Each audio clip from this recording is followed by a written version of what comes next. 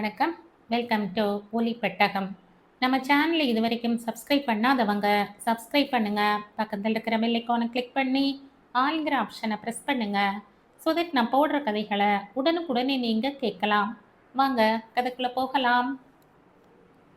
அவன் அவளை ஏற இறங்க பார்த்தான். பிறகு கேட்டான் ஆங்கிலத்தில், உன் பெயர்?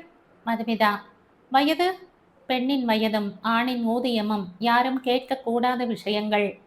அது யாரோ ஊதியம் குறைச்சலான ஆணும் இளமையை தொலைத்த பெண்ணும் கூறிய பழமொழியாயிருக்கும். என் ஊதியத்தை பற்றி சொல்ல நான் தயங்க மாட்டேன். அப்படியானால் நானும் கூற தயார்தான். என் வயது 20. இதை உங்கள் விண்ணப்பத்தில் ஏன் பூர்த்தி செய்யவில்லை? சாரி, மறந்திருப்பேன். இதையே மறக்கும் உங்களிடம் எங்கள் அலுவலகத்தில் எப்படி பெரிய பொறுப்புகளை ஒப்படைக்க இயலும்? மன்னிக்கவும், உங்கள் அலுவலகத்தின் பெரிய பொறுப்புகள் பற்றிய சிந்தனையில்தான் இச்சிறிய விஷயத்தை மறந்துவிட்டேன். நல்ல சமாளிப்பு. அவன் சிரித்தான். உங்கள் சிரிப்புக்கு அர்த்தம் எனக்கு வேலை கிடைத்துவிட்டது என்று எடுத்துக்கொள்ளலாமா? அவன் அதற்கும் சிரித்தான். அவளுடைய விண்ணப்பத்தில் அவள் வயதை பூர்த்தி செய்து தன் கைப்பட ஏதோ எழுதினான். பஸ்ஸரை அழுத்தி பவ்யமாக வந்து நின்ற பியூனிடம் அவள் விண்ணப்ப ஃபைலை கொடுத்தனுப்பினான். அதன் பிறகு அவளிடம் எதுவும் பேசாது அவசர கோப்புகள் சிலவற்றை படிக்க ஆரம்பித்து விட்டான். அவள் துடிப்பு அதிகமாயிற்று. என்ன எழுதினான் விண்ணப்பத்தில் என்று தெரிந்து கொள்ள தவித்தாள். அவனோ அவளுடைய தவிப்பை பற்றி துளியும் புரிந்து கொள்ளாமல் தன் பாட்டுக்கு ஏதோ வேலையில் மூழ்கி போனதைக் கண்டு அவளுக்கு லேசாய் எரிச்சல் ஏற்பட்டது. வாய் திறந்து ஏதாவது சொல்லிவிட்டால் என்ன கௌரவம் குறைந்து விடுமாம்?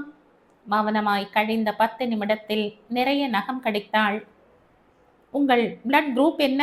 அவன் திடீரென்று கேட்கவும் ஒரு வினாடி தடுமாறினாள். A positive. எதற்கு கேட்கிறீர்கள்? நீங்கள் நகம் கடிக்கும் வேகத்தில் ஒருவேளை தேவை ஏற்பட்டால் அதற்காகத்தான் கேட்டேன். அவள் சட்டென்று வாயில் இருந்து விரலை எடுத்தாள். முகம் சிவக்க தலை குனிந்தாள். உங்களுக்கு இன்னும் சற்று நேரத்தில் வேலைக்கான உத்தரவு வந்துவிடும். அதுவரை பாவம் அந்த நகங்களை விட்டு வைக்கலாமே. கண்கள் சிரிக்க அவன் சொன்னபோது அவள் அசட்டு சிரிப்போடு நெளிந்தாள். இதை நீங்கள் முதலிலேயே சொல்லி இருந்தால் நான் நகம் கடித்திருக்க மாட்டேன். நகம் கடிப்பதை கெட்ட பழக்கம் என்று உங்களுக்கு யாரும் சொன்னதில்லையா? உங்கள் உதடு கருத்திருப்பதை கண்டால் உங்களுக்கு சிகரெட் பழக்கம் உண்டு என்று நினைக்கிறேன். அது கூடத்தான் கெட்ட பழக்கம். அவன் முகத்தை மேலே தூக்கி கண்களை மூடி சிரித்தான். அந்த சிரிப்பு அவளையும் தொற்றிக் கொண்டது. பியூன் கதவை திறந்து கொண்டு உள்ளே வந்து டைப் செய்த பேப்பரை ஃபைலோடு நீட்டினான். அவன் அதை வாங்கி கையொப்பமிட்டு அவளிடம் நீட்டினான். வாழ்த்துக்கள். ரொம்ப நன்றி சார். அவள் விழிகள் பளபளக்க வாங்கி கொண்டாள். நாளை முதல் நீங்கள் சார்ஜ் எடுத்துக்கொள்ளலாம். இன்று ஒரு நாள் ஓய்வெடுத்துக்கொண்டு புது பொலிவோடு வாருங்கள். அவன் எழுந்து தன் கரம் நீட்டினான். அவளும் பதிலுக்கு கரம் நீட்டினாள். ஒரு சின்ன குலுக்கலுக்கு பின் கரங்கள் பிரிந்தன. அவள் விடை பெற்று கதவு வரை வந்து, உங்கள் பெயர் என்ன என்பதை தெரிந்து கொள்ளலாமா என்று கேட்டாள். பாலசுப்பிரமணியன். ஆபீஸில் அனைவருக்கும் பாலு, வீட்டில் சுப்பிரமணியன். அவள் புன்னகைத்தபடி வெளியேறினாள். 8:30 மணிக்கு அம்மா அப்பாவின் ஆசீர்வாதங்களை சுமந்து கொண்டு புறப்பட்ட போது கூட அவளுக்கு நம்பிக்கை இல்லை. எத்தனையோ நேர்முக தேர்வுகள் நமத்து போன விடிகளாய்த்தான் ஆகியிருக்கின்றன. அதுபோல் இதுவும் புஸ்தான் என்ற அவநம்பிக்கையோடுதான் புறப்பட்டாள்.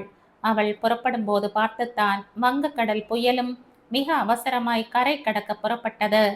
காற்றும் மழையும் சீறியது. தகர கூரைகள் பறந்து விழுந்து பலரை காயப்படுத்தின. மரங்கள் வேரோடு ஆடி எப்பொழுது விழுமோ என்ற நடுக்கத்தை ஏற்படுத்தியது. காற்றுக்கும் மழைக்கும் பயந்து மனிதர்கள் ஒதுங்கினார்கள். வீதிகள் வெறிச்சிட்டன. உயிருக்கு துணிந்தவர்கள் ஒரு சிலரை தவிர பஸ் ஸ்டாண்டில் ஆள் எவரும் இல்லை. மதுமிதாவின் குடை காற்றுக்கு தாக்கு பிடிக்க முடியாமல் பலவித உருவங்களை எடுத்து கம்பிகள் வளைந்து கோரமாய் கிழிந்தது. குடையை மடக்கி கொண்டே மழையில் நனைந்தபடி பஸ்ஸுக்கு காத்திருந்தாள். காற்று ஆளை தள்ளியது. தூரத்தில் பச்சை பஸ் தெரிந்தது. கிட்டே வந்து ஏமாற்றியது. அவள் போக வேண்டிய எண் அல்ல. மதுமிதா கடிகாரத்தை கவலையோடு பார்த்தாள். இன்னும் 5 நிமிடத்தில் பஸ் கிடைத்தால் குறித்த நேரத்திற்குள் போய் சேர்ந்து விடலாம். தாமதமாக போய் மழை என்று சாக்கு சொல்லி இயற்கையின் மீது பழி போட பிடிக்கவில்லை அவளுக்கு. ஆட்டோவில் செல்லலாம். ஆனால் கைப்பையில் இருப்பது மொத்தமே 40 ரூபாய்தான். அப்பாவின் மாச கடைசி ஆட்டோவுக்கு முற்றுப்புள்ளி வைத்தது. மதுமிதா பஸ் வரும் திசையை கவலையோடு பார்த்தாள். மற்றொரு பச்சை புள்ளி தெரிந்தது. அவசரமாய் முச்சந்தி விநாயகருடன் ₹1 லஞ்ச பேரம் நடத்தினாள். போனால் போகட்டும் என்பது போல ₹1 லஞ்சத்திற்கு ஒப்புக்கொண்டு பஸ் அனுப்பினான் விநாயகன். ஈரக்குடை மனிதர்களின் நெரிசலில் கலந்து இன்னும் ஈரமானாள். ஓட்டை மேற்கூரையின் தயவில் பஸ்ஸுக்குள்ளும் மழை பெய்தது. பஸ் ஸ்டாண்டில் நின்று கொண்டே நனைவதற்கு இது பெட்டர் என்று தோன்ற சில்லறையை டிக்கெட்டாய் மாற்றினாள். இறங்க வேண்டிய நிறுத்தம் வந்ததும் சர்க்கஸ்காரி போல் கும்பலில் பிதுங்கி வெளியே வந்தாள். சற்று தூர நடையில் கம்பெனி பெயர் பித்தளையில் மழை நீராடி கொண்டிருக்க நனைந்த கோழியாய் உள்ளே நுழைந்தாள். ரிசப்ஷனிஸ்ட் புருவம் சுருக்கி பார்த்தபோது கோபம் வந்தது. இவள் மட்டும் நனையாமல் எப்படி வந்து சேர்ந்தாள் என்ற கேள்வி குடைந்தது. காட்டன் சுரிதாரும் பாப் தலையும் லிப்ஸ்டிக் உதடுகளும் நெயில் பாலிஷுமாய் நுனி நாக்கு ஆங்கிலம் பேசிக் கொண்டிருந்தவளின் அருகில் சென்று இன்டர்வியூ கார்டை நீட்டினாள். வெயிட் ப்ளீஸ் என்ற பதிலை பற்று ரிசப்ஷனில் அமர்ந்தாள். வேறு எவரையும் காணவில்லை. மொத்தம் எத்தனை பேருக்கு கார்டு அனுப்பப்பட்டதென்ற விவரம் தெரியவில்லை. இன்டர்காமில் பேசிய ரிசப்ஷனிஸ்ட் சிலவற்றிற்கு எஸ் சார் என்றாள். சிலவற்றிற்கு நோ சார் என்றாள். கடைசியாக ஓகே சார் என்றாள். ரிசீவரை வைத்துவிட்டு மதுமிதாவை பார்த்தாள். அருகில் அழைத்தாள். Interview is postpone. We will intimate the date and time later on என்றாள் மிக அலட்சியமாக. மதுமிதாவுக்கு மெல்ல ஒரு எரிமலை பொங்க ஆரம்பித்தது. கண்களில் அனல் படர்ந்தது. உங்கள் மாசோடு நான் கொஞ்சம் பேசலாமா ப்ளீஸ்? சுத்தமான ஆங்கிலத்தில் மதுமிதா கேட்க ரிசப்ஷன் பெண்களின் கண்களில் அலட்சியம் கொஞ்சம் குறைந்தது. இருந்தாலும் எதற்காக என்றாள். அதை அவரிடம்தான் கூற முடியும். மன்னிக்கவும், அவர் இதை விரும்ப மாட்டார். நீங்கள் இன்டர்வியூவுக்கு மட்டுமே வந்திருப்பவர். வேறு எதற்காக நீங்கள் அவரை பார்க்க போகிறீர்கள் என்பது தெரியாமல் உள்ளே அனுப்ப இயலாது. மதுமிதா அவளை எரித்து விடுவது போல பார்த்தாள். எதனால் இன்று இன்டர்வியூ இல்லை என்கிறீர்கள்? மொத்தம் 10 பேர் இன்று வர வேண்டும். புயல் காரணமாக உங்களை தவிர வேறு யாரும் வர இயலவில்லை போலும். அதனால் தான் ஒத்தி வைக்கப்பட்டிருக்கிறது. இது பற்றித்தான் நான் உங்கள் மாசிடம் பேச வேண்டும். என்னவென்று? அனுப்புவீர்களா மாட்டீர்களா? அவர் அதை விரும்ப மாட்டார். என்னால் அனுப்ப இயலாது. ரொம்ப நல்லது, நீங்கள் அனுப்ப வேண்டாம், நானே போகிறேன். மதுமிதா அவள் உத்தரவை எதிர்பார்க்காமல் சட்டென்று உள்ளே நுழைந்தாள். ரிசப்ஷன் பெண் ஹலோ ப்ளீஸ் என்று கோபத்தோடு கத்த மதுமிதா திரும்பாமல் முன்னேறினாள். எதிர்பட்ட பியூனிடம் பாஸ் ரூம் எதுவென விசாரிக்க அவன் இடது கை நீட்டி சுட்டி காட்டினான். ரிசப்ஷனிஸ்ட் அதற்குள் முதலாளியிடம் 1க்கு 4 புகார் சொல்லி குற்றம் தன்னுடையதல்லவென்று குழைந்தாள். மதுமிதா அந்த அறை கதவை திறந்து கொண்டு சீற்றத்தோடு உள்ளே நுழைந்தாள். ஒரு வினாடி திகைத்தாள். வழுக்கை தலையும் சோடா புட்டியுமாக ஒரு கிழ பாஸை கற்பனை செய்து வந்தவளுக்கு கம்பீரமான ஒரு 28 வயது வாலிபத்தை கண்டதும் சட்டென்று கால்கள் பின்னியது. எஸ், அவன் கண்கள் சிரித்தது. நீங்கள் செய்வது நியாயமா? சற்று சுதாரித்து கொண்டு கேட்டாள். புரியும்படியாக சொல்லுங்கள். அதற்கு முன்னால் உட்காருங்கள். உங்கள் ஈரத்தை துடைத்து கொள்ள டவல் ஏதும் வேண்டுமா? ரொம்ப நன்றி. ஆனால் உங்களிடம் நான் எதிர்பார்ப்பது டவல் அல்ல. வேறு என்ன? நேர்முக தேர்வு ஒத்தி போடப்பட்டதாக அறிந்தேன். அது நியாயம் அல்ல. எதனால் அப்படி நினைக்கிறீர்கள்? பல கஷ்டங்களை கடந்து நான் வந்திருக்கிறேன். ஆனால் வராத மற்ற 9 பேருக்காக என்னை நேர்முக தேர்வு செய்யாமல் அனுப்புவது எந்த விதத்தில் நியாயம்? ஒரே ஒருவருக்காக எப்படி நடத்த இயலும்? மற்ற 9 பேரிலும் கூட திறமைசாலிகள் இருக்கலாம் அல்லவா? மறுக்கவில்லை. தாராளமாக மற்றொரு நாள் அவர்களை நேர்முக தேர்வு செய்யுங்கள் என்று என்னை முடித்துவிட்டால் நான் பட்ட சிரமங்களுக்கு ஒரு மரியாதை கொடுத்தது ஆகும். வராத 9 பேரின் மேல் காட்டும் கரிசனத்தில் சிறிதளவாவது கஷ்டப்பட்டு வந்திருக்கும் என் மீது காட்டுவதுதான் தங்கள் மனிதத்தன்மைக்கு அடையாளமாகும். இல்லாவிட்டால் நான் மிருகமோ? என் கண்ணுக்கு அப்படித்தான் தெரிவீர்கள். மற்றொரு நாள் நீங்கள் வைக்கும் இன்டர்வியூவில் நான் கலந்து கொள்ள மாட்டேன். ஒருவேளை 10 பேரிலும் மிக திறமைசாலியாக நானே இருந்துவிட்டால் இழப்பு உங்கள் கம்பெனிக்குத்தான், எனக்கல்ல. அவன் பக் என்று சிரித்து விட்டான். அதன் பிறகுதான் அவன் அவளை ஏற இறங்க பார்த்தான். பெயர் கேட்டான். அவள் விண்ணப்பத்தை எடுத்து வைத்து கொண்டு நேர்முக தேர்வு செய்ய ஆரம்பித்தான். ஈர உடையோடு ஏசி குளிரும் சேர அவள் உதடுகள் அடித்து கொண்டது. பதில்கள் நடுக்கத்தோடு வெளிப்பட்டது. ஏசியை வேண்டுமானால் நிறுத்திவிடவா? அவன் கேட்டதும் கூச்சம் ஏற்பட்டது. It's okay, I will manage. No problem. அந்த டாய்லெட்டில் சுத்தமான டர்க்கி டவல் இருக்கு. முதல்ல உங்க உடம்புலையும் தலையிலையும் இருக்கிற அதிகபட்ச ஈரத்தை அதற்கு தானம் பண்ணிவிட்டு வாருங்கள். நான் காத்திருக்கிறேன். அவன் சொன்னதும் மறுக்க முடியாமல் எழுந்து டாய்லெட் நோக்கி நடந்தாள். பின்னாலேயே வந்து வம்பு செய்வானோ? நல்லவன் போல் நடித்து வலை வீசும் ஆனா இவன்? கூடவே சந்தேகம் குடைந்தது. முன் ஜாக்கிரதையாக டாய்லெட் கதவை தாளிட்டு கொண்டாள். ஈரத்தை துடைத்து கொண்டு புடவை ஈரத்தை பிழிந்து சரியாக உடுத்தி கொண்டு சற்று காய்ந்தவளாக வெளியில் வந்தபோது அவன் அமைதியாக அமர்ந்து கோப்பு ஒன்றில் தலை கவிழ்ந்திருந்தான். ஏசி நிறுத்தப்பட்டிருந்தது. நேர்முக தேர்வுக்கான தொழில்நுட்ப கேள்விகள் தொடர்ந்தது. நுணுக்கமாக அவன் கேட்ட கேள்விகளுக்கு திறமையாக பதில் அளித்தாள். அதன் பிறகுதான் அவள் பெயரும் வயதும் கேட்டதும், அவள் பதில் அளித்ததும், அவன் அப்பாயின்மெண்ட் ஆர்டர் அளித்ததும் இயற்கை ஒரு வகையில் தனக்கு பெரும் உதவி செய்திருப்பதாகவே தோன்றியது. இந்த சீற்றத்திற்கு பயந்து அவளும் வீட்டிலேயே இருந்திருந்தால் நிச்சயம் வேறு ஒரு நாள் இன்டர்வியூ நடந்திருக்கும். ஆனால் பலத்த போட்டிக்கிடையில் ஒருவேளை வேறு எவருக்காவது இந்த வேலை போயிருக்கும். இவ்வளவு சுலபத்தில் போட்டியின்றி தன் திறமையை நிரூபித்து வேலை பெற்றிருக்க முடியாது. இந்த புயலிலும் மழையிலும் போகத்தான் வேண்டுமா என்று அம்மா காலையில் பயந்தாள். அப்பாதான் தைரியம் சொல்லி அவளை அனுப்பி வைத்தார். போகும்போது அன்னபூர்ணாவில் கொஞ்சம் ஸ்வீட்ஸ் வாங்கி கொண்டு போக வேண்டும். மதுமிதா சந்தோஷமாக ரிசப்ஷன் ஹால் கடந்த போது ரிசப்ஷனிஸ்ட் அவளை பார்த்த பார்வையில் மெல்லிய பொறாமை படர்ந்திருந்தது. தன்னை மதிக்காது உள்ளே சென்றதும் அல்லாமல் வேலைக்கான உத்தரவும் வாங்கிவிட்டாளே என்ற ஆச்சரியம் எரிச்சலும் பொறாமையுமாக மாறியிருந்தது. வெளியில் இன்னமும் மழை கொட்டி கொண்டிருந்தது. காற்று சீறியது. புயல் எப்போது கரை கடக்குமோ? போர்ட்டிகோவில் கொஞ்ச நேரம் நின்றாள். மழை விடும் போல் தோன்றவில்லை. பேசாமல் நனைந்து கொண்டே போய்விடலாமா என்று அவள் யோசித்த போது கார் ஒன்று அவசரமாக போர்ட்டிகோவில் நின்றது. பியூன் ஒருவன் வேகமாக வந்து கதவை திறக்க சற்று முன் அவளை இன்டர்வியூ செய்த பாலசுப்பிரமணியன் உள்ளிருந்து வந்து ஏறிக்கொள்ள கார் கதவை பியூன் மூட டிரைவர் வண்டியை கிளப்பினான். போர்ட்டிகோ தாண்டிய வண்டி சட்டென்று நின்றது.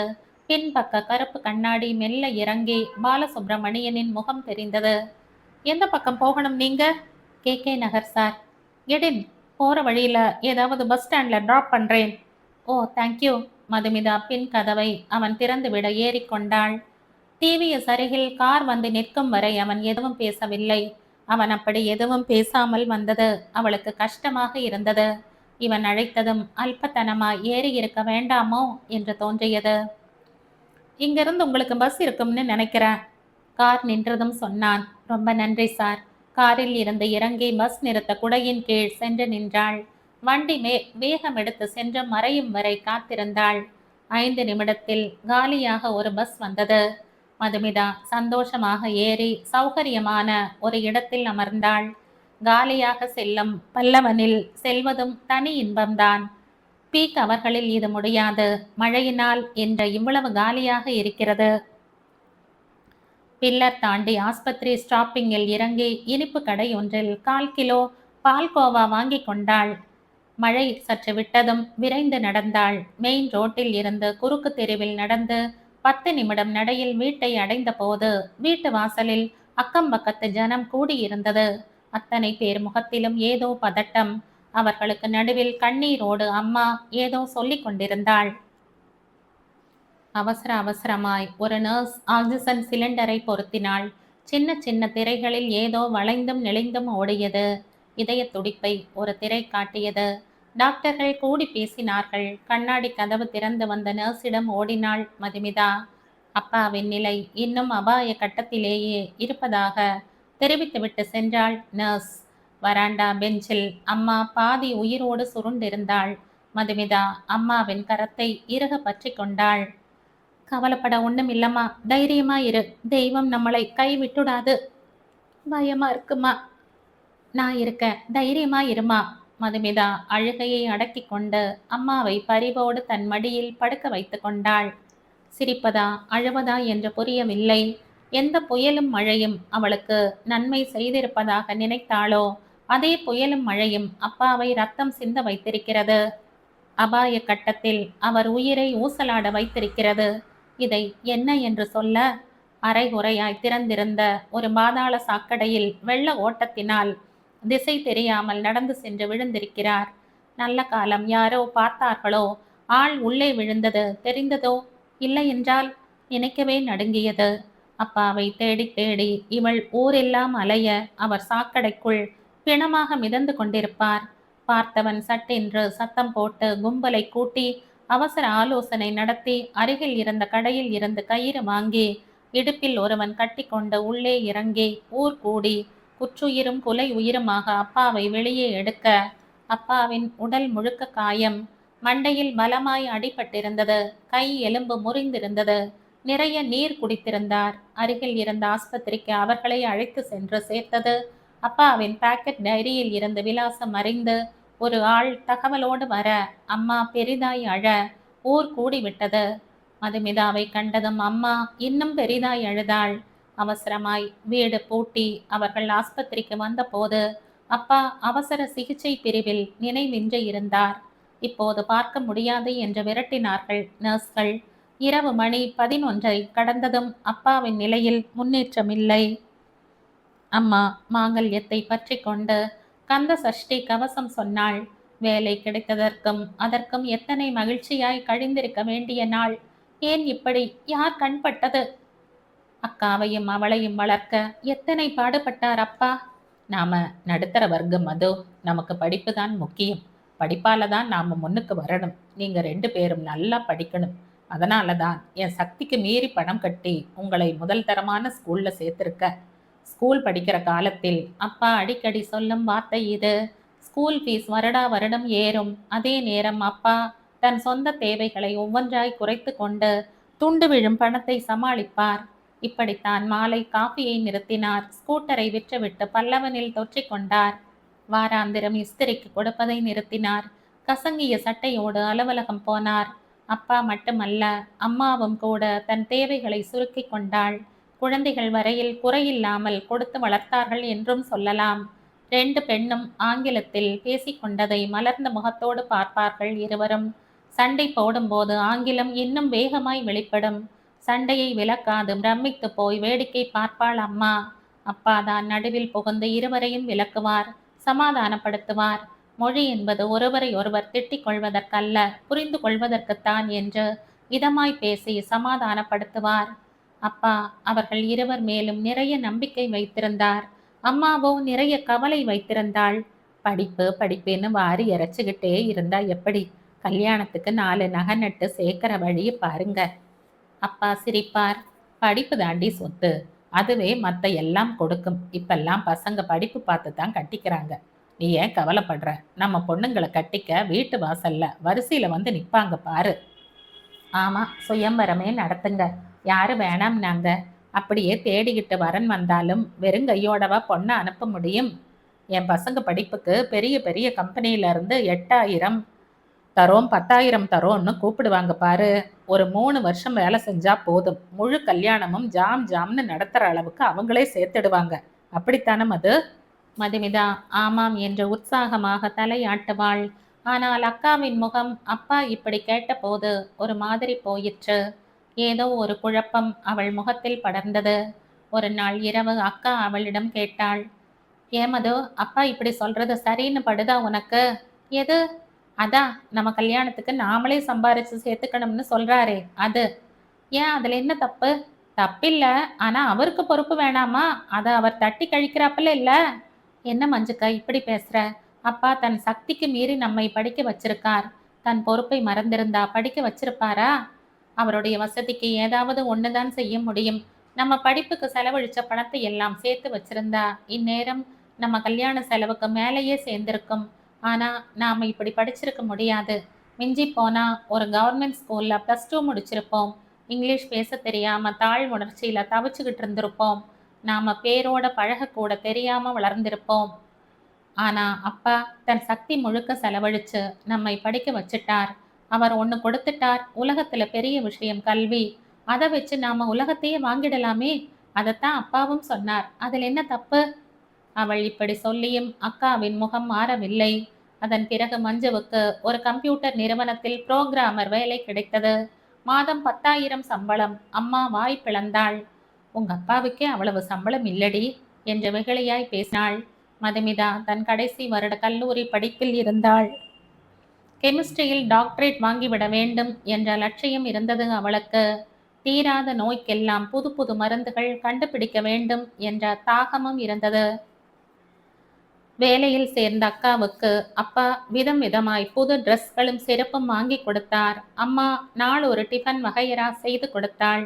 முதல் நாள் வேலைக்கு சென்று வந்த பெண்ணிடம் வேலை பற்றி கேட்டார் அப்பா. எனக்குன்னு AC room, peon, 4 assistants, 2 telephones, கிட்டத்தட்ட ராணி மாதிரிதான். மஞ்சுளாவின் குரலில் கர்வம் இருந்தது. அடுத்த வாரத்தில் ஒரு நாள் வேலை முடிந்து வீட்டுக்கு வந்தவள் வியர்வை தாங்காதவள் போல் அலுத்து கொண்டாள். ஏண்டா வீட்டுக்கு வரோம்னு இருக்கு. நாள் பூரா ஏசியில இருந்துட்டு வர வர இந்த வெக்க தாழ முடியல. ஏன் மஞ்சு, என்னமோ ஏசியிலேயே பிறந்து வளர்ந்தாப்புல அழுத்துக்கிறையே. மதுமிதா கிண்டல் அடிக்க மஞ்சுவின் முகம் சிவந்தது. இன்னொரு நாள் வேறு விதமாய் அழுத்து கொண்டாள். எங்க ஆபீஸ்ல எல்லாரும் நம்ம வீடு என்னமோ பங்களான்னு நினைச்சிருக்காங்க. இங்க என்னடான்னா ஒரு சோஃபா செட் கூட இல்ல. 4 ஸ்டீல் சேர், அதுவும் அங்கங்க பெயிண்ட் போய் துருப்பிடிச்சு. யாரையும் வீட்டுக்கு கூப்பிட கூட வெக்கமா இருக்கு. இவ்வளோ சின்ன வீடான்னு கேவலமா நினைப்பாங்க. ஏங்கா, இவ்வளோ வருஷமா இந்த வீடு கேவலமா தெரியலையா? புதுசா என்ன இப்ப மட்டும்? நேத்து எங்க எம்டி வீட்டுக்கு அபிஷியலா போயிருந்தேன். எப்பா, சினிமாலெல்லாம் பார்க்குற மாதிரி என்ன ஒரு பிரம்மாண்டமான வீடு. ஃபுட்பால் ஸ்டேடியம் மாதிரி ஹால். வாசல் கதவே 50,000 விலை இருக்கும். பர்மா தேக்கில் அப்படி ஒரு வேலைப்பாடு. சோஃபா செட் ஒவ்வொன்றும் ஆழ முழுங்கும். வீடு முழுக்க ஏசி என்ன, வீட்டை சுற்றி கார்டன் என்ன. ஊட்டியும் சிம்லாவும் இடம் மாறி வந்துட்டா போல. இருந்தா அப்படி ஒரு வீட்டில் இருக்கணும். நமக்கெங்க அதெல்லாம்? அதுக்கெல்லாம் புண்ணியம் பண்ணி இருக்கணும். லேசான அரைக்கண் சிறுகளோடு ஆசையும் விரக்தியும் ஒன்றை ஒன்று மிஞ்சிய குரலில் அவள் பேசிய போது அப்பாவின் முகத்தில் கவலை படர்ந்தது. பெண்ணை உற்று பார்த்தார். ஏதோ குறுக்கிட்டு சொல்ல முயன்ற அம்மாவை கூட தடுத்து விட்டார். ஏம்பா, நாம இன்னும் கொஞ்சம் பெரிய வீடா பார்த்தா என்ன? மஞ்சுளா கேட்டாள். எவ்வளோ பெரிய வீடுமா? ஒரு பெரிய ஹால், ஆளுக்கு ஒரு பெட்ரூம், முன்னால சிட் அவுட், சுத்தி சின்ன கார்டன். கிட்டத்தட்ட குட்டி பங்களாமா அது. அப்படி இருந்தா தம்பா மரியாதை. வாடகை 5,000 6,000 கேட்பானே மஞ்சு, உன்னால முடியுமா? உன் சம்பளமே வரி போக 9,000 தானே வரும். ஏன் சம்பளத்திலையா இவ்வளோ வாடகையா? மஞ்சு அதிர்ந்தாள். பின்ன வேற எப்படிமா நம்மளால முடியும்? இன்னும் எத்தனை நாளைக்குப்பா இப்படி சின்ன இடத்துல அடையிறது? பங்களா வேண்டாம், அட்லீஸ்ட் இதை விட கொஞ்சம் பெருசா பார்க்கலாம் இல்லையா? இது குவார்ட்டர்ஸ் மஞ்சு. இதை விட்டுட்டா அப்புறம் கேட்டா கூட கிடைக்காது. உனக்காக இப்ப பெரிய வீடா பார்த்துட்டு அப்புறம் நீயும் கல்யாணமாகி போயிட்டேன்னா பெரிய வீடு எனக்கு பாரம் ஆயிடுமேமா. சட், எல்லாத்துக்கும் ஒரு புலம்பல். வாழ வேண்டிய வயசுல சன்னியாசி மாதிரி இருன்னு உபதேசம் பண்றதே உங்களுக்கு வாடிக்கையா போச்சு. மஞ்சுளா லேசான குமுறலோடு தன் எரிச்சலை கொட்டிவிட்டு எழுந்து சென்றாள். எங்க, வாங்குற சம்பளத்துக்கு ஏத்த மாதிரி வசிக்கிற இடமும் கொஞ்சம் அலங்காரமா இருக்கணும்னு அவ ஆசைப்படுறதுல என்னங்க தப்பு? அதுக்கு இல்லடி, மறுபடியும் இந்த வீடு கிடைக்காது. இதுதான் என்னைக்கும் நமக்கு சாஸ்வதம். அதெல்லாம் பொண்ணுங்க பார்த்துப்பாங்க. 2 பேரும் கை நிறைய சம்பாதிச்சா நாம எதுக்கு சிக்கனம் பிடிக்கணும்? அவ இஷ்டப்படிதான் வீடு பாருங்களேன். நீங்க நினைக்கிற மாதிரி இந்த வீடும் கடைசி வரை இருக்காதுங்க. உங்க ரிட்டையர்மெண்ட்டுக்கு அப்புறம் இங்க இருக்கவா முடியும்? அம்மா சொல்லி அப்பா யோசித்தார்.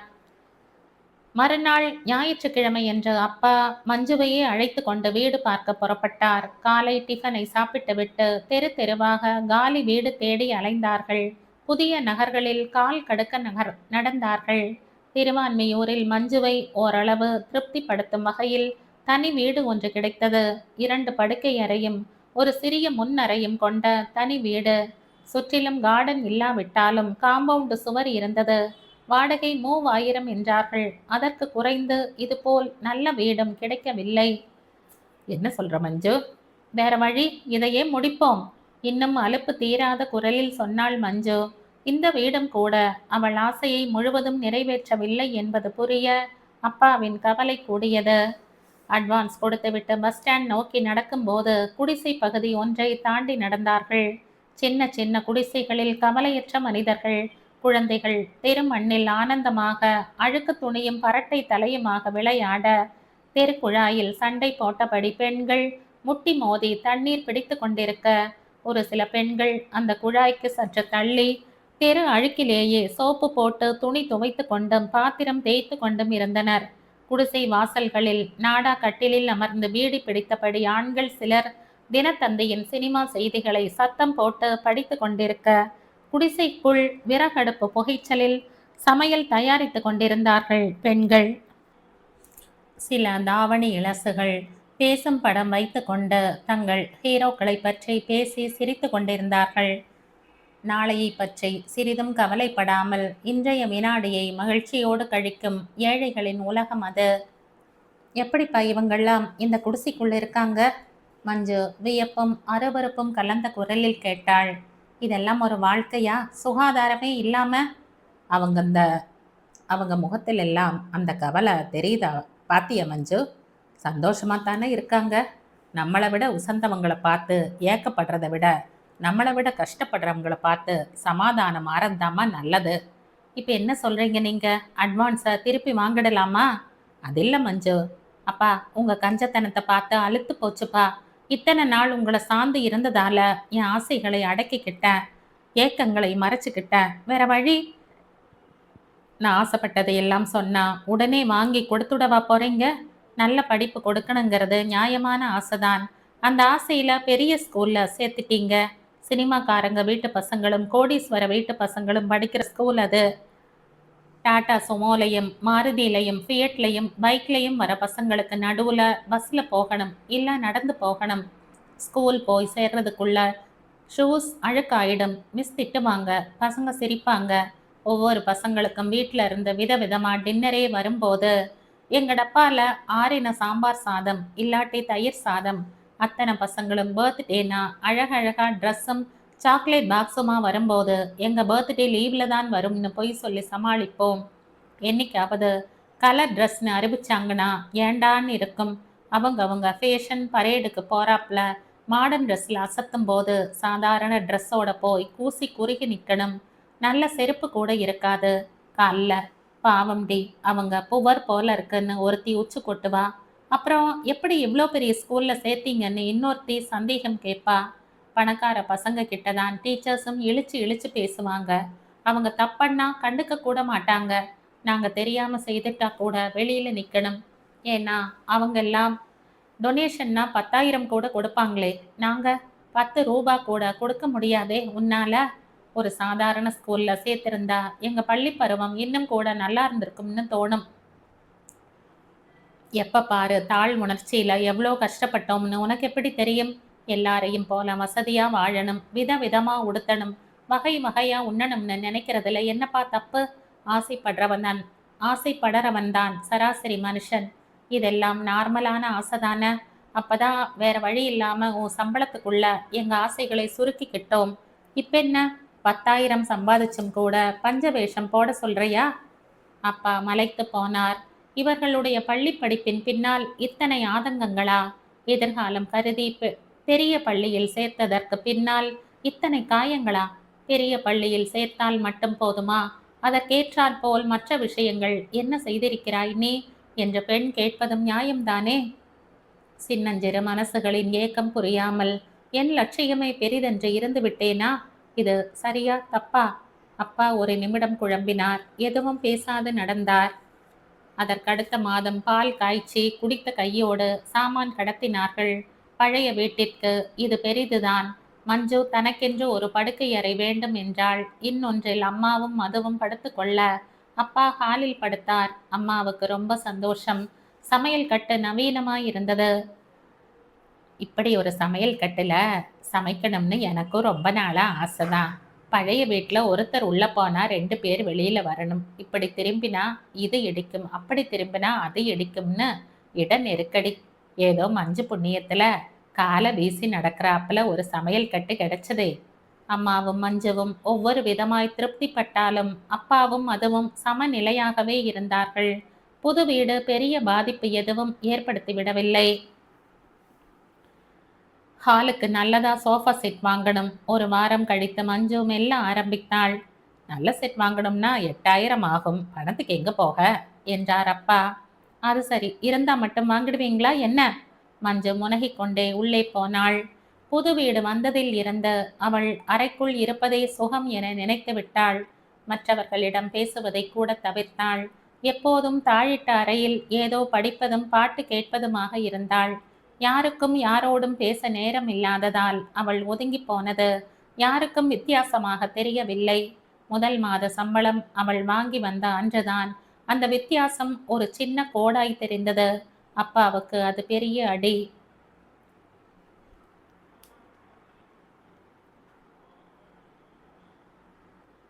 என்ன மஞ்சு, 4000 தான் தர்ற? ஏன் பத்தாதா? அது இல்ல.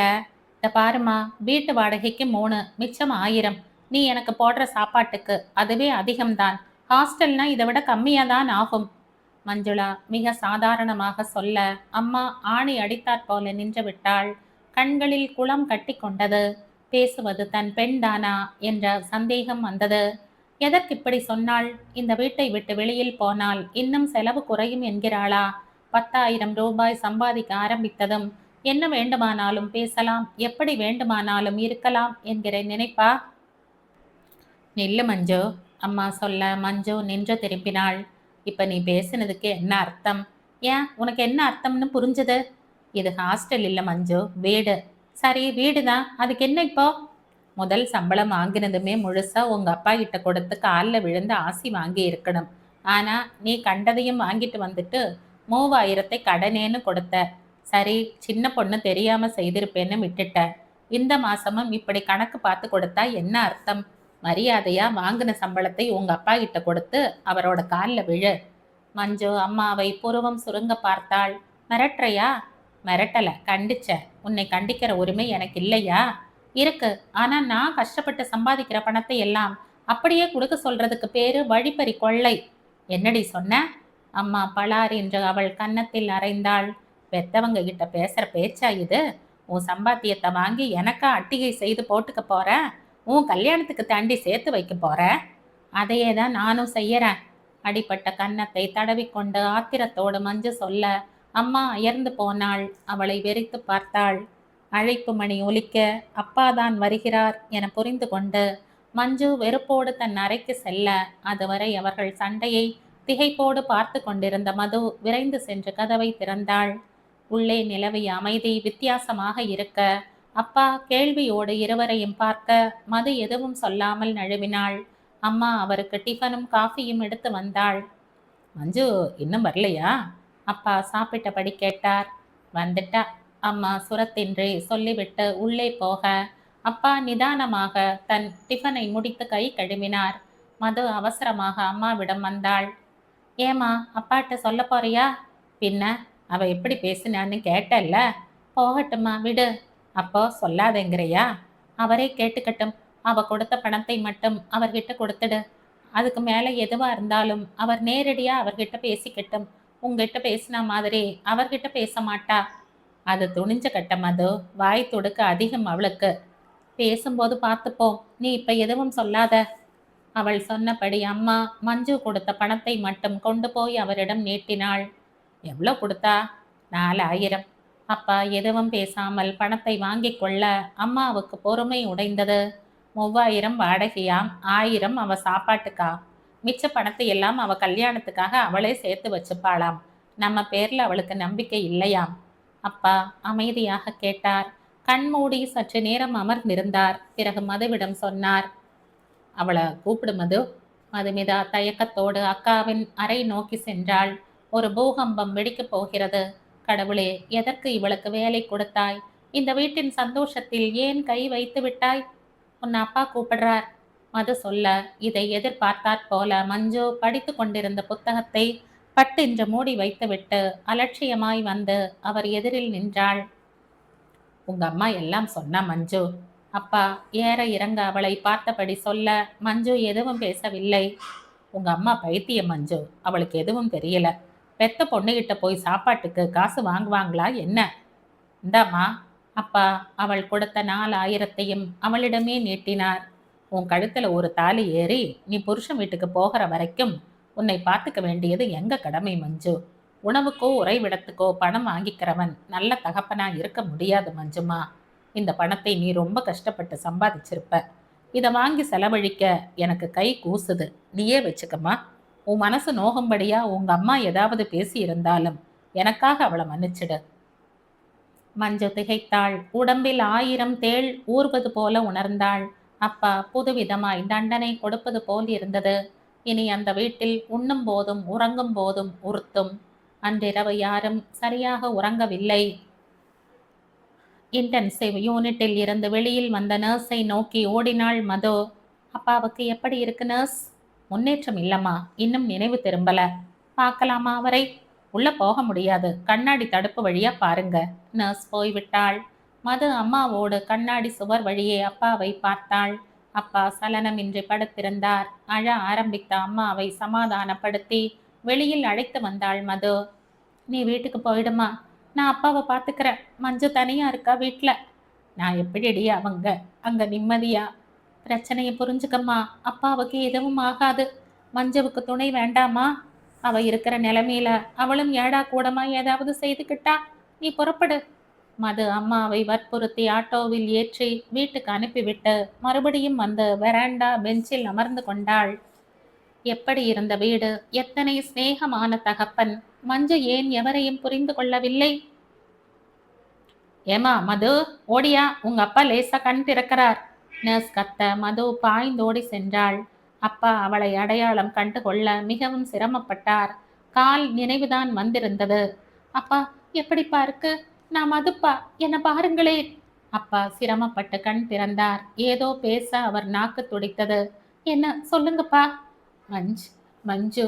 அப்பா மறுபடியும் மயக்கத்தில் ஆழ்ந்தார். மஞ்சுவை பத்திரமா பார்த்துக்க என்று சொல்ல வந்தாரா? என்ன சொல்ல வந்தார்? மதுவுக்கு அழுகை வந்தது. வெளியில் வந்து பெஞ்சில் சாய்ந்து அமர்ந்து கண்களை மூடிக்கொண்டாள். மஞ்சு என்ன சொல்ல வந்தார் மஞ்சுவை பற்றி? மஞ்சு மட்டும் அவரை மதித்து நடந்திருந்தால் அப்பாவை கட்டாய ஓய்வெடுக்க சொல்லி சந்தோஷமாக வைத்திருக்கலாம். இப்படி ஒரு விபத்தையும் அவர் சந்திக்க நேர்ந்திருக்காது. மது பெருமூச்சு விட்டாள். எல்லாம் விதி என்று சமாதானப்படுத்தி கொள்ள அவளால் முடியவில்லை. நினைவுகள் மறுபடியும் மஞ்சுவை நோக்கியே சென்றது. ஹலோ மஞ்சு, என்ன ரொம்ப டல்லா இருக்கீங்க? எம்டி அழைக்கிறார் என்று உள்ளே சென்ற மஞ்சு எம்டியின் சேரில் உட்கார்ந்தபடி கேள்வி கேட்ட இளைஞனை வியப்போடு பார்த்தாள். அவன் சிரித்தான். என்னடா யாருன்னு தெரியல, தெரிஞ்சா போல பேசுறான்னு ஆச்சரியமா இருக்கா? என்ன நீங்க பார்த்ததில்ல, உங்களை எனக்கு தெரியும். எங்க வீட்டுக்கு நீங்க வந்தப்போ பார்த்துருக்கேன், பட் பேசல. அப்பா உங்களை பத்தி சொல்லி இருக்கார். ரொம்ப உற்சாகமான பெண், ரொம்ப பிரில்லியன்ட்னு.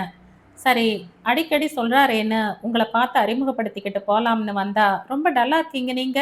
வாட் ஹேப்பன் டு யுவர் உற்சாகம்? மஞ்சு இன்னும் திகைத்தாள். அப்பா என்ற இவன் யாரை சொல்கிறான்? அதுவும் எம்டியின் சேரில் அமர்ந்து கொண்டு. ஒருவேளை எம்டியின் மகனா? எம்டி வீட்டுக்கு மட்டும்தான் அவள் போயிருக்கிறாள். You are correct madam, your MD is my father. I am Ashok A to Z. Manju விழி வெறித்தாள். ஏ டு ஜெட் புரியலையே. அதாவது ஏ டு ஜெட் என்னெல்லாம் பட்டம் இருக்கோ எல்லாம் என் பேருக்கு பின்னால உண்டுன்னு சொன்னேன். அவன் தன் தோல் குலுக்கி சிரிக்க மஞ்சு அவனையே பார்த்தாள். செக்கச் செவேல் என்ற தோற்றம், நல்ல உயரம், பம் என்ற கேசம், உயர்தர உடை, மேல் நாட்டு சென்றில் மணம், அடர்ந்த மீசைக்கடியில் விஷம சிரிப்போடு அழுத்தமான உதடுகள். மஞ்சுவின் கனவு நாயகன் இப்படித்தான் இருப்பான். தன் வாழ்க்கையை பற்றி அவள் நிறைய கற்பனை செய்ததற்கு உபரி பணமாகவே 7000 8000 தேருமே.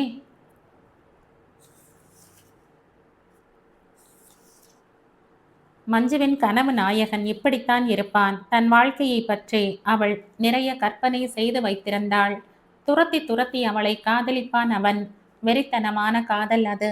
உலகத்தில் வேறு எந்த பெண்ணையும் அவன் ஏறெடுத்து பார்க்க மாட்டான். கோடி கோடியாய் சம்பாதிப்பவன் அவன்.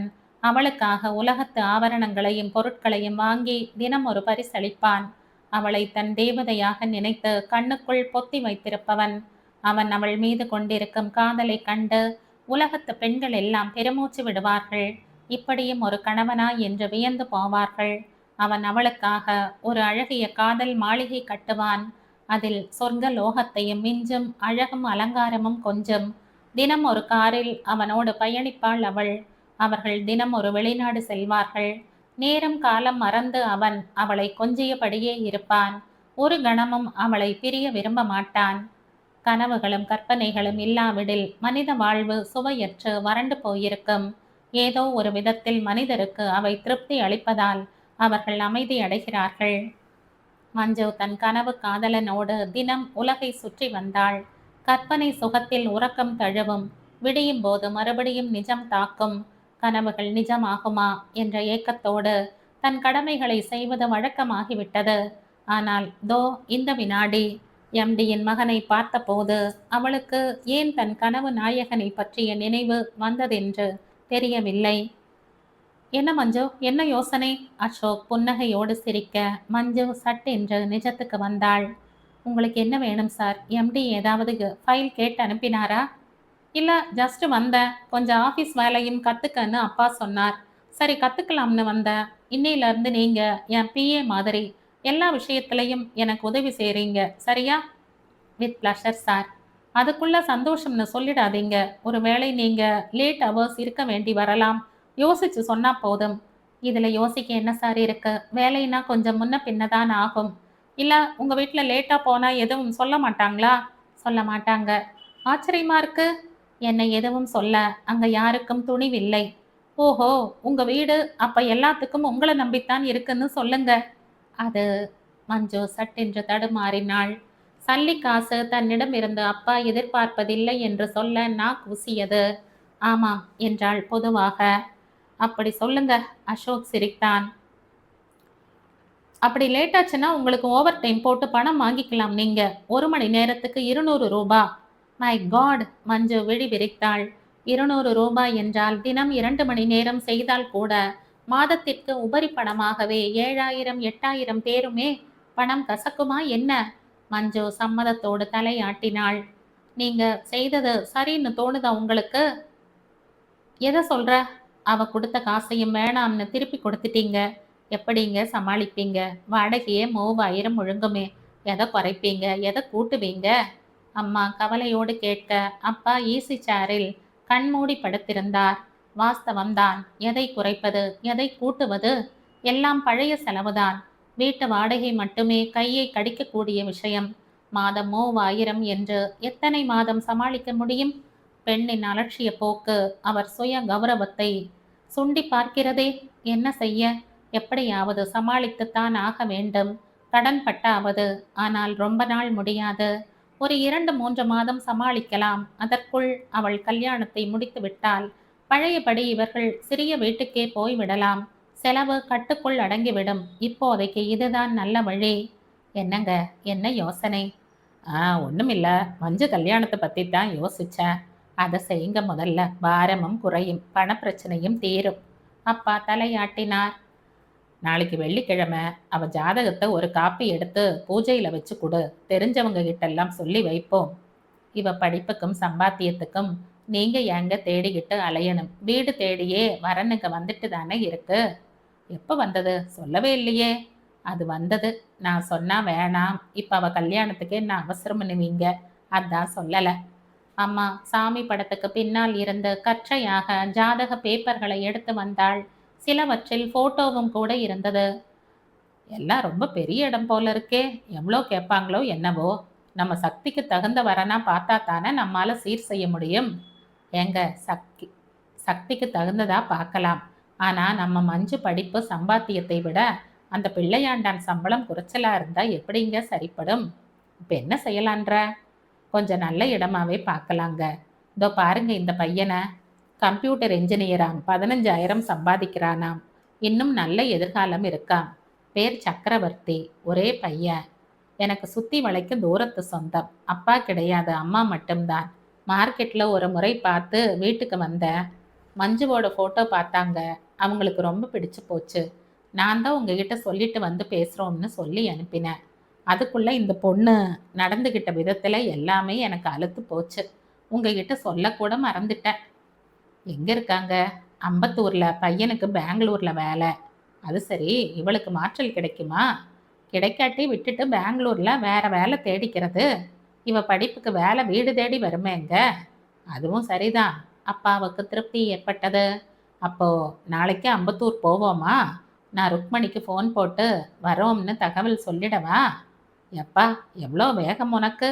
அவர் சிரித்தார். சரி என்று தலையாட்டினார்.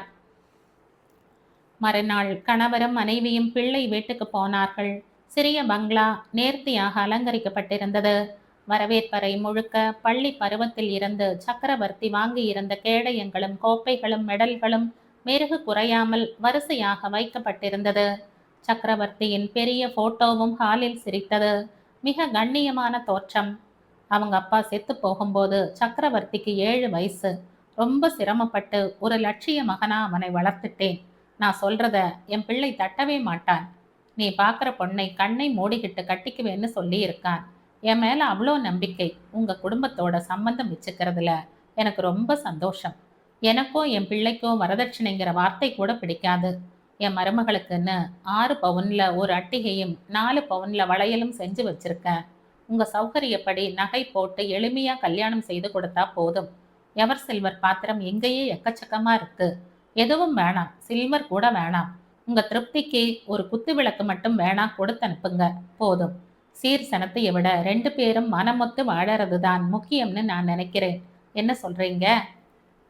பிள்ளையின் அம்மா பேசி முடிக்க சண்முகம் வாய் பிளந்தார். நம்ப முடியாமல் அந்த பெண்மணியையே பார்த்தார். இந்த காலத்தில் இப்படியும் மனிதர்களா? இப்படி ஒரு சம்பந்தம் கிடைக்க பூர்வ ஜென்ம புண்ணியம் வேண்டும். மஞ்சு கொடுத்து வைத்திருக்கிறாள். இந்த வீட்டில் அவள் சௌக்கியமாய் வாழ்வாள். அதே நேரம் இந்த தாயை அவள் மரியாதையோடு நடத்த வேண்டும். கடைசி வரை இந்த தாயின் மனதை வேதனைப்படுத்தாது வாழ வேண்டும். இருப்பாளா மஞ்சு? அவருக்கு கவலையும் ஏற்பட்டது தன் பெண்ணின் குணத்தை நினைத்த போது. எப்போ நீங்க பெண் பார்க்க வரீங்க? அடுத்த வாரம் என் கணவரோட திதி வருது. அப்போ அவன் வருவான். வந்ததும் தகவல் சொல்லிட்டு வரமே. நல்லதுமா, நாங்க பண்ண பாக்கியம்தான் உங்களோட சம்பந்தம் கிடைக்கிறதுக்கு. நீங்களும் உங்க பொண்ணுகிட்ட சம்மதம் கேட்டு வச்சுக்கோங்க. அப்புறம் பொண்ணுக்கு பிடிக்காம அதெல்லாம் இல்லை. என் பொண்ணும் எங்க விருப்பத்தை மீறி நடக்க மாட்டா. சம்மந்தி அம்மா வாசல் வரை வந்து வழி அனுப்பினாள். எப்படி நம்ம செலெக்ஷன்? யசோதா வரும் வழியில் கேட்டாள். நல்ல இடம்தான். ஆனா நம்ம பொண்ணு குணம்தான் எனக்கு கவலையா இருக்கு. அவங்க இவளை ரொம்ப நல்லா வச்சிருப்பாங்க, சந்தேகமே இல்லை. ஆனா இவ அவங்கள சந்தோஷப்படுத்துவாளா, சங்கடத்தை கொடுப்பாளான்னு நினைச்சா கவலையா இருக்கு. அதெல்லாம் கவலையே வேண்டாம். தன் கல்யாணத்தை காரணம் காட்டித்தானே அவ சுயநலமா நடந்துக்கிறா. அந்த கல்யாணமே ஜாம் ஜாம்னு நடந்துட்டா அப்புறம் அவளும் நம்மளை புரிஞ்சுப்பா. எப்பேற்பட்ட இடம் தனக்கு கிடைச்சிருக்குன்னு தெரிஞ்சுக்கிட்டா ரொம்ப சந்தோஷப்படுவா. பார்ப்போம். சண்முகம் யோசனையோடு தலையாட்டினார். 10 மணியில் இருந்து எதிர்பார்த்து 3 மணிக்குத்தான் வந்தான் அசோக். வந்ததும் கூட உடனே அவளை அழைக்கவில்லை. அவனாக கூப்பிட்டால் உள்ளே போனால் போதும் என்ற முடிவோடு இருந்த மஞ்சுவுக்கு 5 மணிக்குத்தான் அழைப்பு வந்தது. கோபமான முகத்தோடு அவளை பார்த்தான் அசோக். பர்சனல் உதவியாளர் என்றால் என்ன அர்த்தம் என்று தெரியுமா மிஸ் மஞ்சு? சார், மஞ்சு விழித்தாள். நான் எப்போ ஆஃபீஸ் வந்தேன்னு தெரியுமா உங்களுக்கு? 3 மணிக்கு சார். 3 மணிக்கே நான் வந்தது தெரிஞ்சும் 5 மணிக்கு நானா கூப்பிடுறப்ப? சாரி சார், நீங்கள் கூப்பிடாம எப்படி உள்ளே வர்றதுன்னு தான். ஆஃபீஸர் உள்ளே நுழைந்ததுமே அவரோட அருகில் நிற்கணும். அவர் போனப்புறம்தான் போகணும். ஒரு நல்ல பர்சனல் உதவியாளருக்கு அழகு அதுதான். இன்னும் சொல்லப்போனா நான் உதட்டில் சிகரெட் வச்சுக்கிட்டேன்னா லைட்டரோட கிட்ட வந்து கொளுத்தணும். பட் நீங்கள் பெண்ணுங்கிறதுனால நான் அவ்வளோ சீப்பாக நடத்த மாட்டேன். பயப்படாதீங்க. ஆஃபீஸ் வேலைகளில் மட்டும் கிட்ட இருந்து உதவினா போதும். இன்னைக்கு எவ்வளோ நேரம்னாலும் இந்த விவரங்களை பேசிக்காக வச்சுக்கிட்டு இந்த ப்ராஜெக்டை முடிச்சு கொடுத்துட்டு தான் போறீங்க. புரிஞ்சுதா? மஞ்சு தலையாட்டினாள். அவன் தந்த விவரங்கள் அடங்கிய கோப்பை எடுத்துக்கொண்டு தன் கம்ப்யூட்டரில் வந்து அமர்ந்தாள். அவன் கேட்ட விதமாக அதை பக்காவாக தயாரித்து பிரிண்ட் போட்டு முடிக்கும்போது மணி 8. ஒண்டர்ஃபுல் என்றான் அசோக். Excellent performance. உங்க கைக்கு ஒரு வைர மோதிரமே போடலாமே மஞ்சு. சாரி, உங்க திறமை தெரியாம உங்களை திட்டிட்டேன். தயவு செய்து மனசுல வச்சுக்காதீங்க. பரவாயில்ல சார். சொல்லும் போதே மனசு பூரிப்பில் பொங்கியது. அசோக் தன் பர்ஸ் பிரித்து 500 ரூபாய் தாள் ஒன்றை எடுத்து கவரில் போட்டு அவளிடம் நீட்டினான். என்ன சார், உங்க ஓவர் டைம் பணம் நீங்க உங்க பாக்கெட்ல இருந்து தரீங்க. உங்களுக்கு ஓவர் டைம் கொடுக்க சொல்லி அக்கவுண்ட் செக்ஷனுக்கு இன்னும் ஆர்டர் போடலையே. அதான். சரி, போலாமா? வாங்க, உங்களை ட்ராப் பண்ணிட்டு போறேன். மஞ்சு தயங்கினாள். இவனோடு வீடு வரை போய் இறங்கினால் உள்ளே அழைக்க வேண்டி வரும். வீட்டை பார்த்து இவன் முகம் சுளித்தான். உங்களுக்கு எதுக்கு சிரமம் சார்? ஒரு சிரமமும் இல்ல.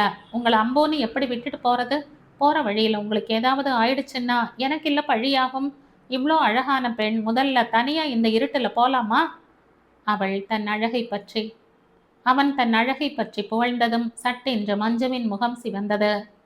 ச்சு, ஏன் சார் பொய் சொல்றீங்க? நான் எல்லாம் ஒரு அழகா? இதானே வேணாங்கிறது. நீங்க இப்படி சொன்னா நான் இன்னும் 4 முறை நீங்க அழகு அழகுன்னு சொல்வேன்னு தானே? ஐயோ! அப்படியெல்லாம் இல்ல.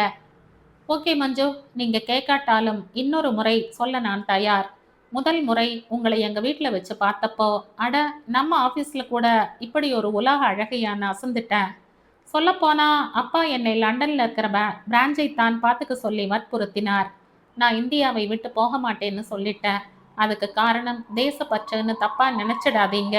லண்டன்ல என்ன இருக்கு? வேகாத தோசை கணக்குல வெள்ளைக்கார பெண்களோட சேர்ந்து வேலை செய்ய முடியுமா? அதுவும் எந்த ஒரு அழகியோடும் ஒப்பிட முடியாத ஒரு அபூர்வ அழகு மெட்ராஸ் ஆபீஸ்லயே இருக்கும்போது எவனாவது லண்டனுக்கு போவான்றீங்க? அவன் பேச பேச மஞ்சு தான் எங்கோ பறப்பதை உணர்ந்தாள். காதும் கன்னத்து சதையும் ரத்தம் அதிகரித்து ஜிவ்வென்ற உணர்ச்சியை அதிகப்படுத்தியது. அழகான ஆண் ஒருவனால் புகழப்படுவதை விட பெண்ணுக்கு பெரிய இன்பம் இருக்குமா என்ன? மந்திரத்திற்கு கட்டுப்பட்டாற்போல் அவனோடு காரில் ஏறி அமர்ந்தாள். என்ன மஞ்சு சைலண்ட் ஆயிட்டீங்க? ஓ, உங்க அனுமதி இல்லாம உங்க அழக பத்தி பேசுறேன் இல்ல, வெரி சாரி. அதில்ல. மஞ்சு லேசாய் பதறினாள். எங்கே அவன் அத்தோடு புகழ்வதை நிறுத்தி கொண்டு விடுவானோ என்று பயந்தாள். புகழ்ச்சி இனிமையானது. புகழ்ச்சியில் தான் உலகம் இயங்குகிறது. ஒருவரை ஒருவர் புகழ்வது இல்லையெனில் உலகம் இன்னும் கற்காலத்திலேயே இருந்திருக்கும். அதுவும் அழகு புகழப்படும் போது அதை இன்னும் மெருகூட்டி கொள்ள தோன்றும். நாளைக்கு என்ன உடை அணியலாம், எப்படி ஒப்பனை செய்து கொள்ளலாம் என மஞ்சு இப்போதே யோசிக்க ஆரம்பித்தாள். வீடு எங்கேன்னு சொல்லிட்டு யோசிங்களேன். அசோக் புன் சிரிப்போடு அவள் சிந்தனையை கலைத்தான். தெருமுனையில் இறங்கிக் கொண்டாள். வீட்டுக்கு கூப்பிட்டா வந்துட மாட்டேன். சாரி, எங்க அப்பாவும் அம்மாவும் கொஞ்சம் ஓல்டு டைப். ஆனா இவ்வளோ லேட்டா போனா மட்டும் சும்மா இருப்பாங்களா? ஓவர் டைம் ஆச்சே, பணம் வருமே, அதனால பேசாம இருப்பாங்க. பாவம் மஞ்சு, நீங்க பணத்துக்காக தன் கொள்கைகளை மாத்திக்கிறவங்க கூட எப்படி இருக்கீங்க? மஞ்சு பதில் சொல்லவில்லை. ஓகே, நாளைக்கு பார்ப்போம். அசோக் மிக ஸ்டைலாய் வண்டியை ரிவர்ஸ் எடுத்து திருப்பினான். நாளைக்கும் 3 மணிக்குத்தான் வருவீங்களா? ஏன் எப்போ வரணும்? இல்லை, ஜஸ்ட் கேட்டேன். எப்போ வேணா வாங்க, உங்க ஆஃபீஸ், நீங்க தானே பாஸ். அசோக் சிரித்தபடி சென்றான். மஞ்சு அவனை சுமந்தபடி வீட்டுக்கு வந்தாள். அம்மாவின் முகத்தில் அவளை கண்டதும் பயமும் கவலையும் கரைந்தது. ஏம்மா இவ்வளோ லேட், பயந்துட்டோம், என்னாச்சோன்னு. எதுவும் ஆகாது, இனிமே தினமும் 8 மணி ஆகும். ஏன் மஞ்சு, ஓவர் டைம் கிடைக்கும். எதுக்குமா நாங்கள் தினமும் நீ வர வரைக்கும் கவலைப்படணும்? ஊர் ரொம்ப கெட்டு கிடக்கேம்மா. அதெல்லாம் எதுவும் ஆகாது. என்னை பாதுகாத்துக்க எனக்கு தெரியாதா? சீக்கிரம் வீட்டுக்கு வந்து என்ன செய்ய போற? என் கூட யார் மூஞ்சி கொடுத்து பேசுறீங்க? அதை விட ஓவர் டைம் செய்துட்டு வந்தா பணத்துக்கு பணம், படுத்தவுடன் தூக்கம்.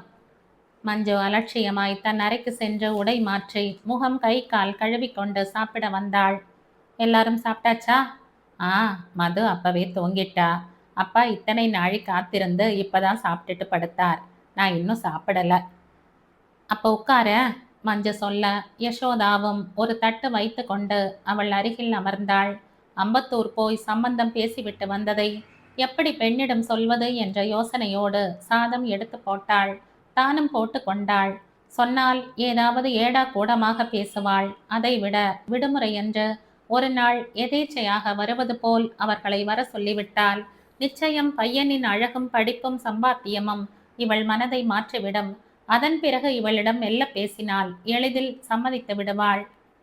நீயே உன் பெண்கிட்ட சொல்லிடு என்று சண்முகம் பொறுப்பை அவள் தலையில் கட்டிவிட்டதால் இத்தனை யோசனைகள். இறுதியில் சொல்வதை விட சொல்லாமல் இருப்பதே நல்லது என்ற முடிவுக்கு வந்தது யசோதாவின் மனம். அங்கேதான் அவள் தவறு செய்துவிட்டாள். மறுநாள் அலங்காரத்திற்கு மிக அதிக நேரம் எடுத்துக்கொண்டாள் மஞ்சு. லேசில் திருப்தி கிடைத்து விடவில்லை. 4-5 புடவைகள் மாற்றினாள். 4-5 முறை முகம் கழுவி மறுபடியும் ஒப்பனை செய்து கொண்டாள். இறுதியாக ரோஜா நிறத்தில் ஒரு மெல்லிய ஷிஃபான் சாரியும் அதே நிறத்தில் பின் கழுத்து நன்றாக இறக்கப்பட்ட கையில்லாத ரவிக்கையும் அணிந்தாள். புடவையை பட்டை வைக்காமல் பறக்கவிட்டு ஒரு ஓரத்தை மட்டும் தோளில் பின் செய்தாள். ஷாம்பு குளியலில் கேசம் பம் என்று பளபளப்பாய் பறந்தது.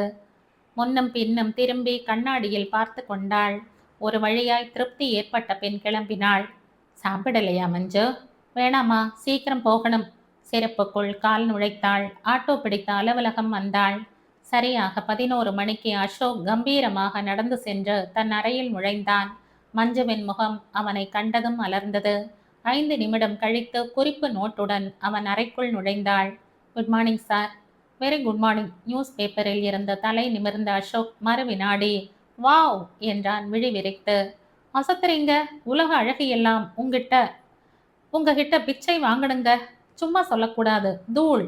கடவுளே, மஞ்சு சிரித்தாள். ஓகே, வேணாம், நான் போய் சொல்கிறேன்னு வைங்க. நாம் வேற சப்ஜெக்டுக்கு போயிடுவோம். எனக்கு பர்ச்சேஸ் ஃபைல் கொண்டு வாங்க, நாம் கொஞ்சம் டிஸ்கஸ் பண்ணணும். மஞ்சு அலமாரி திறந்து பர்ச்சேஸ் ஃபைல் எடுத்து கொண்டு போனாள்.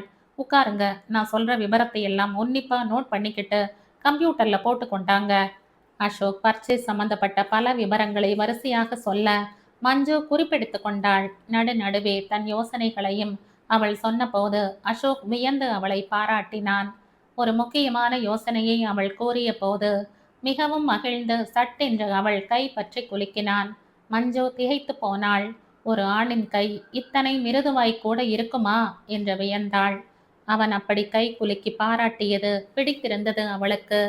ஆயுள் முழுக்க அந்த கையோடு தன் கரம் பிணைந்திருக்காதா என்ற ஏக்கம் வந்தது. அன்று முழுக்க அவன் கை குலுக்கியதை பற்றியே நினைத்து கொண்டிருந்தாள். அடிக்கடி தன் உள்ளங்கையை விரித்து பார்த்து கொண்டாள். கை குலுக்கிய காட்சியை மீண்டும் மீண்டும் மனக்கண்ணில் ஓடவிட்டு பார்த்தாள். மஞ்சு, உங்களுக்கு ஃபோன். அசோக்கின் குரல் இன்டர்காமில் ஒலித்த போது மணி 11.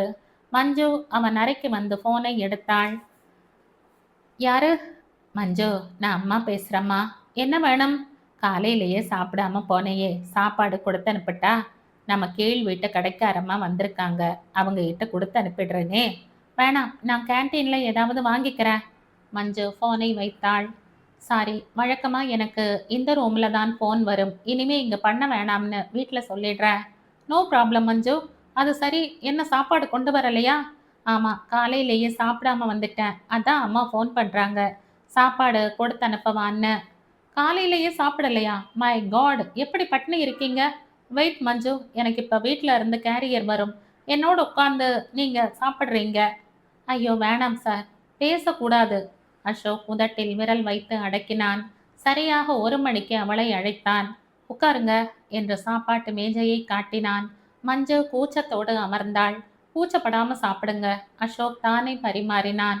போதும் போதும், நல்லா சாப்பிடுங்க, காலையிலேயே சாப்பிடலல்ல. தன் தட்டிலும் சாதமும் குழம்பும் விட்டு கொண்டு அவள் எதிரில் அமர்ந்தான். மஞ்சு தலை குனிந்தபடி சாப்பிட்டாள். என்ன மஞ்சு, இவ்வளோ வைக்கப்படுறீங்க? ஃப்ரீயா சாப்பிடுங்க, எங்க வீட்டு சமையல் நல்லாவே இருக்கும். மஞ்சு புன்னகையோடு அவனை பார்த்தாள். உங்களுக்கு சமைக்க தெரியுமா? சுமாரா. உருண்டை குழம்பு செய்ய தெரியுமா? மஞ்சு விழித்தாள். எனக்கு ரொம்ப பிடிச்ச ஐட்டம். தெரியுமே. Is it? அப்போ ஒரு நாள் உங்க கையால செய்து கொண்டு வரீங்க. கண்டிப்பா. மஞ்சு உருண்டை குழம்பு என்றால் என்னவென்று யோசித்தாள். அந்த ஊறுகாய் கொஞ்சம் போடுங்க. மஞ்சு மெல்ல மெல்ல அவனுக்கு தன் கையால் பரிமாறினாள். என்ன சொல்லுங்க, இப்படி ஒரு தேவதை பரிமாறினா யாருக்குத்தான் பசி எடுக்காது? உங்களை கட்டிக்க போறவன் கொடுத்து வச்சவன் மஞ்சு. ஏன், உங்களை கட்டிக்க போறவ கூடத்தான் கொடுத்து வச்சவ. அப்படியா சொல்றீங்க? நிஜமாவா? நிஜமாத்தான். அது சரி, லவ் மேரேஜை பத்தி நீங்க என்ன நினைக்கிறீங்க? தெரியாது, எதுவும் நினைக்கல. அனுபவம் இல்லையா? அப்படித்தான். சரி, உங்களை ஒருத்த நேசிக்கிறதா வச்சுக்கோங்க, அக்செப்ட் பண்ணுவீங்களா, அறைவீங்களா? அதை லவ் பண்றவன் யாருங்கிறத பொறுத்தது. என்னை போல ஒருத்தன்னு வச்சுக்கோங்க, சரின்னுவீங்களா, சரிதான் போடான்னுவீங்களா? மஞ்சு ஒரு கணம் தடுமாறினாள். அது அது ஓகே மஞ்சு, நான் ஸ்ட்ரெயிட்டாகவே கேட்குறேன். எனக்கு உங்களை ரொம்ப பிடிச்சிருக்கு. என் காதலை ஏற்றுப்பீங்களா, மறுத்துடுவீங்களா? மஞ்சு நம்ப முடியாமல் அவனை பார்த்தாள். இவனா அவளை காதலிக்கிறானா? அவ்வளவு அதிர்ஷ்டசாலியா அவள்? திகைப்பிலேயே வார்த்தைகள் எதுவும் வரவில்லை. சிலையாக நின்றிருந்தாள். சரி மஞ்சு, நீங்க வாயால எதுவும் சொல்ல வேணாம். சம்மதம்னா உங்க கையால உருண்டை குழம்பு செய்து கொண்டு வாங்க, போதும். இல்லாட்டி சாரின்னு ஒரு வார்த்தை எழுதி என் டேபிளில் வச்சிருங்க. அப்புறம் தொந்தரவு செய்ய மாட்டேன். மஞ்சு மனசுக்குள் லேசாகி பறந்தாள். எப்பேற்பட்ட அதிர்ஷ்டக்காரி அவள்! மறுநாள் உருண்டை குழம்போடு வர தீர்மானித்தாள். அவனிடம் எதுவும் பேசாமல் வெளியேறினாள். அறிவிற்கா உனக்கு? சண்முகம் இந்த அளவுக்கு கோபித்து யாரும் பார்த்ததில்லை. திடுதிப்புன்னு வர சொல்றதாம், அப்புறமா உண்மையை சொல்றதாம். உன் பொண்ணு என்ன படிக்காத முண்டம்னு நினைச்சியா? இல்ல சின்ன குழந்தையா நீ சொன்னதும் சரின்னு சொல்ல? அது இல்லைங்க. எதில்ல? இந்த பார், பெண் பார்க்க வரப்போறாங்கன்னு அவகிட்ட சொல்ல கூச்சமா இருந்ததேன்னு தான் உன்னை சொல்ல சொன்னேன். பயந்துகிட்டு இல்ல. இன்னைக்கு வந்து ஒழுங்கா அவகிட்ட சொல்லிடு. இல்லாட்டி மதுவை விட்டு சொல்ல சொல்லிடுறேன். அவ யாரு என்னன்னு கேட்ட பிறகு விவரமெல்லாம் நான் சொல்றேன். புரிஞ்சுதா? அம்மா தலையாட்டினாள். ஆமா, என்ன இன்னும் அவளை காணோம்? மணி 8 ஆயிடுச்சு. ஓவர் டைம் பண்றாளாம். தினமும் 8 மணி ஆகும்னா. ஏன் சம்பாத்தியம் பத்தலையாக்கும்? எதுக்கு ஓவர் டைம்? காலாகாலத்துல வீட்டுக்கு வரதை விட்டுட்டு? தெரியாமத்தான் கேட்குறேன். இதை ஏன் அவகிட்ட நேர்லையே கேட்கக்கூடாது? அப்பாவுக்கும் பொண்ணுக்கும் நடுவுல நான் என்ன மத்தளமா? அவ முகம் கொடுத்து பேசினா தாண்டி ஏதாவது கேட்க. வரா, ரூம்குள்ள பூந்துக்கிறா. வெளியில வந்து 10 நிமிஷம் உட்கார்ந்தா தானே. அவ வராட்டி என்ன, நீங்க உள்ள போய் கேட்கறது? 10 ரூபாய் சம்பாதிக்கிறதுக்குள்ள அவளுக்கு மனுஷங்க வேண்டாம போயிட்டாங்க. திமிர் ஆயிடுச்சு. அவகிட்ட போய் என் சுயமரியாதையை இழக்க சொல்றியா? அப்போ எக்கேடும் கெட்டு போகட்டும்னு விட்டுருங்களேன். அது சரி. அப்படி விட்டுட்டா நாளைக்கு உலகம் நம்மளை இல்ல கேள்வி கேட்கும். அக்கா வராமா. பால்கனியில் இருந்த மது உள்ளே வந்து சொன்னாள். ஏதோ கார்ல வந்து இறங்குறா. அம்மாவும் அப்பாவும் பேசுவதை நிறுத்தினார்கள். மஞ்சு யாரிடமும் பேசவில்லை. வழக்கம் போல் அறைக்குள் புகுந்து கொண்டாள். அலுப்பு போக குளித்து நைட்டி அணிந்து வெளியில் வந்தாள். சாப்பிட வரையா மஞ்சு? சாப்பிடும்போது மஞ்சு மெதுவாக கேட்டாள். ஏமா, உனக்கு இந்த உருண்டை குழம்பு செய்ய தெரியுமா? தெரியுமே. உனக்கு வேணுமா? நாளைக்கு செய்யவா? நீ செய்ய வேணாம், சொல்லி கொடு. நான் செய்யற ஆபீஸ்ல ஒரு சவால் விட்டுருக்கேன். நானே செய்து எடுத்துக்கிட்டு வரேன்னு. அதுக்கு என்ன, காலையில கத்துத்தர. நீயே தான் வையேன். சமையலும் மெதுவா கத்துக்க வேண்டியது தானே. நாளைக்கே கல்யாணமாகி போனாலும் முழிக்க வேணாம் பார். சமையலா? நானா? மஞ்சு சிரித்தாள். எப்பேற்பட்ட மாளிகையின் மருமகளா நான் செல்ல போகிறேன்? அங்கே சமையலுக்கே 10 பேர் இருக்கிறார்கள் என்று உனக்கு தெரியுமா? என்ன மஞ்சு சிரிக்கிற? ஒண்ணுமில்ல. ஏமா, பொம்பளைன்னா சமைக்க பிறந்தவளா? எவ்வளோ படிச்சாலும் சம்பாதிச்சாலும் கூட பொம்பளை தான் சமைக்கணுமா? அப்படி சொல்லல மஞ்சு. சமைக்க கத்துக்கடான்னு எந்த ஆம்பளைகிட்டையாவது சொல்றீங்களா? நீ எவ்வளோ ஃபெமினிசம் பேசினாலும் குழந்தையை நாம தாண்டி சுமந்தாகணும். மது நடுவில் புகுந்து பேசினாள். அது பிசிக்கல் அரேஞ்ச்மெண்ட் மது. அதனால நாம ஆப்போசிட் செக்ஸுக்கு அடிமையா? அடிமை இல்ல. அதுக்காக தொட்டதுக்கெல்லாம் ஃபெமினிசம் பேசினா வாழ்க்கை வறண்டு போயிடும். விட்டு கொடுத்து வாழறது தான் அன்பை வளர்க்கும். ஆமா, என்ன இவ்வளோ அட்வைஸ்? என்னமோ நாளைக்கே எனக்கு கல்யாணம் போல. ஏன் மஞ்சு, உனக்கு கல்யாண வயசு ஆகலையா? ஆயிடுச்சுன்னு நினைச்சில்ல நாங்க உனக்கு வரன் பார்த்துக்கிட்டு இருக்கோம். மஞ்சு வெடுக்கென்று நிமிர்ந்தாள். அம்மாவை முறைத்து பார்த்தாள். வரன் பார்க்குறீங்களா? எனக்கா? ஏமா, அது எங்க கடமை தானே. நான் கேட்டனா? உங்ககிட்ட கல்யாணம் பண்ணி வைங்கன்னு. பசங்க கேட்டுதான் எல்லாருக்கும் அவங்களுக்கு கல்யாணம் பண்ணி வைக்கிறாங்களா மஞ்சு? என் விஷயத்துல எனக்கு எப்ப தேவையோ அப்ப நானே கேட்டுக்கிறேன். போருமா? அதுவரை இந்த மாதிரி வரன் பார்க்குற வேலையெல்லாம் வேணாம். புரிஞ்சுதா? என்ன கேட்காம என்னையாவது பெண் பார்க்கன்னு, என்னையாவது எவனையாவது பெண் பார்க்க வாங்கன்னு வீட்டுக்கு வர சொன்னீங்க. நடக்கிறதே வேற. மஞ்சு வேகமாய் எழுந்து கை கழுவ போனாள். அவள் பேசியது எல்லாம் கேட்டு கொண்டிருந்த சண்முகத்திற்கு அதற்கு மேல் பொறுமை இல்லை. கை கழுவி விட்டு தன் அறைக்குள் நுழைய போன மஞ்சுவை பார்த்தார்.